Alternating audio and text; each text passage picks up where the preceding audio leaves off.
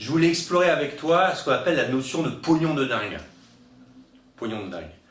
Alors, si je te dis par exemple 100 000 euros, 100 000 euros pour la plupart des gens, c'est relativement simple à évaluer. 100 000 euros, c'est un studio dans une ville de province à peu près, tu vois, 100 000 euros. Bon.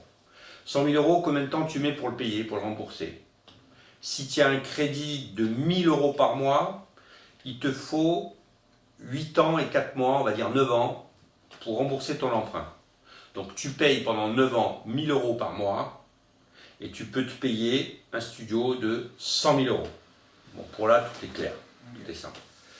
Alors là, il y avait autre chose qui m'intéressait aussi, pour avoir des notions d'argent. Si par exemple je te dis la fortune de Bernard Arnault, donc 4e fortune mondiale, 1re fortune française, la fortune de Bernard Arnault est estimée à 78 milliards d'euros, d'après le dernier Forbes de 2019.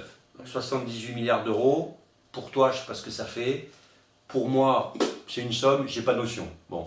Donc là, j'ai envie d'avoir une notion de ce qu'est cette somme.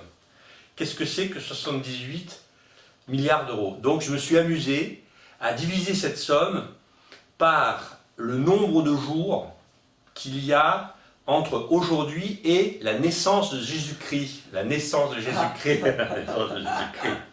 Donc j'ai fait 2020 années, multiplié par 365 jours, ça nous fait, je crois, 737 800 jours. 737 800 jours.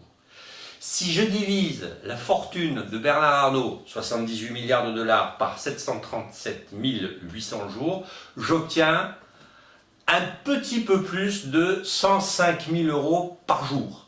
Par jour. C'est-à-dire qu'on va arrondir à 100 000 euros.